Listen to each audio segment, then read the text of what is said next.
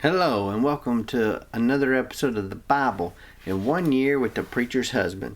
Today we're talking about 2 Samuel chapter 16 through 18. Tomorrow we're going to read Psalm 26, 40, 58, 61, 62, and 64. Ladies and gentlemen, hello Americans, I'm Paul Harvey. You know what the news is. In a minute, you're going to hear the rest of the story. As I told you 2 days ago, you're going to hear the rest of the story. And I only did this in honor of Paul Harvey. I loved the guy.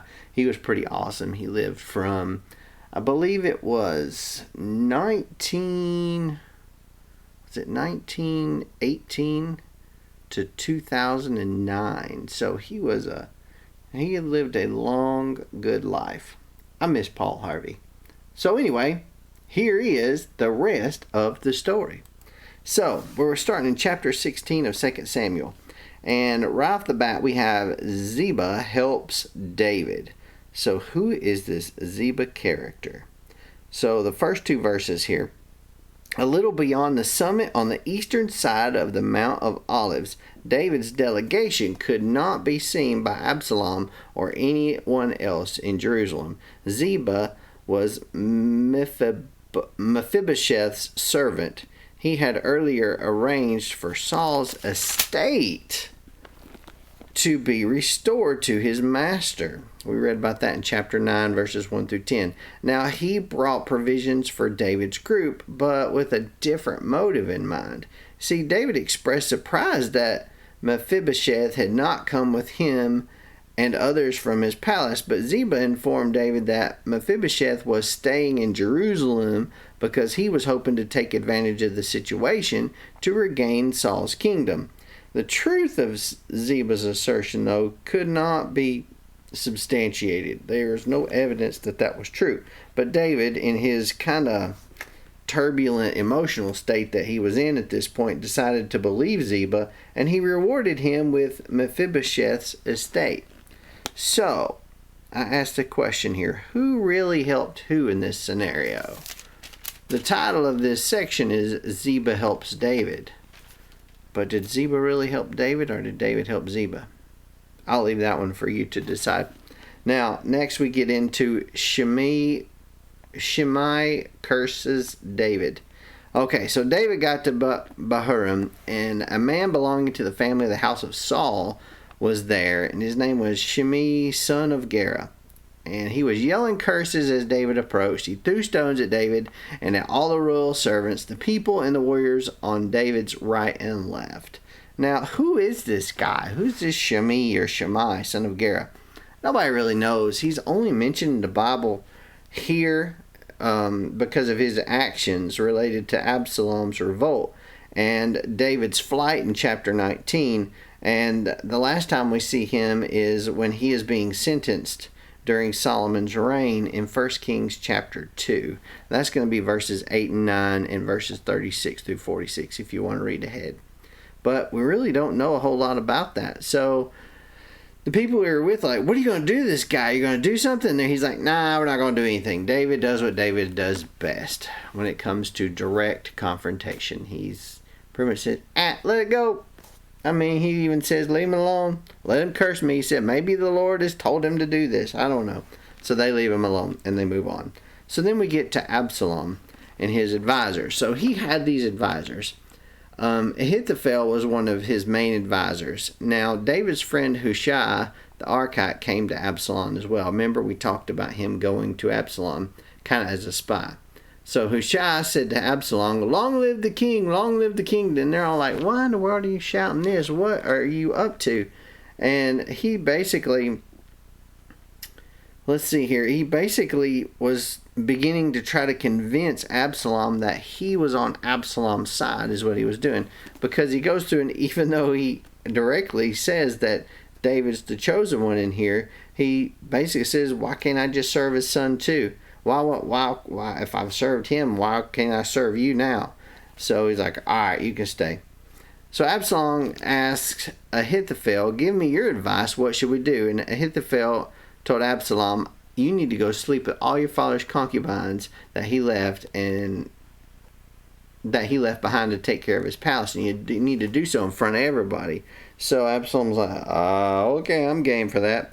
So they pitch a tent up on the roof, and he sleeps with all his father's concubines. Now, Absalom's lying with his father's concubines served several purposes. It was a visible sign to everyone that Absalom was taking over the kingdom, including the harem from David. Sleeping with David's concubines would also sharpen the division between Absalom and his father and encourage others to forsake David and join Absalom. But here's the kicker to all this. There was a purpose for all of this, and this was God's purpose too. And here it is. It says, in the sight of all Israel. In the sight of all Israel, the very end of verse 22. That right there fulfilled God's words to David through the prophet Nathan. Remember in chapter 12, verse 11? I'm going to flip back to it. Chapter 12, verse 11 said, this is what the Lord says. I am going to bring disaster on you from your own family. I will take your wives and give them to another before your very eyes, and he will sleep with them in broad daylight. You acted in secret, but I will do this before all Israel and in broad daylight. Boom, and then it happens right there. There you have it on that part. So we move on to chapter 17, and Ahithophel, he does all this. Ahithophel said to Absalom, let me choose 12,000 men. I'm going to give you some more advice here, and I'll set out in pursuit of David tonight. I'll attack him while he is weary and discouraged. I'll strike only the king, will kill him, and the people are going to be at peace. They're going to see their king die, and they're like, oh, well, we better just follow Absalom since he's taken over now. So Absalom says, some of that Hushai guy, and let's hear what he's got to say too. So they do, and Hushai replies to Absalom, the advice that Ahithophel has given you at this time is not good. You know your father, and you know his men. And I don't need to explain to you how good David was when it came to wars, because he's not really lost much of anything. He's won almost every battle that he's fought in, it from my remembering. And so he explains this to him. He said, instead, I advise you that all Israel, from Dan to Beersheba, as numerous as the sand by the sea, be gathered to you, that you personally go into battle. Then we will attack David. So basically he's saying you need to go from the top of Israel to the bottom of Israel and gather all your troops in the whole realm, as many as you can gather, just tons and tons of them, and then go and crush David once and for all. Well, what this really did here was, it was a really extensive, time-consuming thing, and this gave David and his forces enough time to regroup and gather their wits and figure out what was going on. So Absalom and all of his men in Israel said, the advice of Hushai the Archite is better than Ahithophel's advice. So they started doing it. Hushai then told the priest Zadok and Abiathar what's going on. And he said, now send someone quickly to tell David. So they did. They sent a couple guys to go do it. They almost got caught. They hid in a well.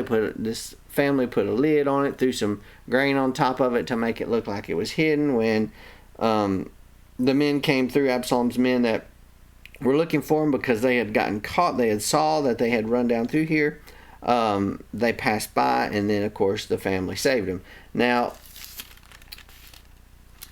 Ahithophel here, when he realized that Absalom was not taking his advice and his advice had not been followed, he saddled his donkey and he set out for his house in his hometown. He set his house in order and hanged himself. So he died and was buried in his father's tomb.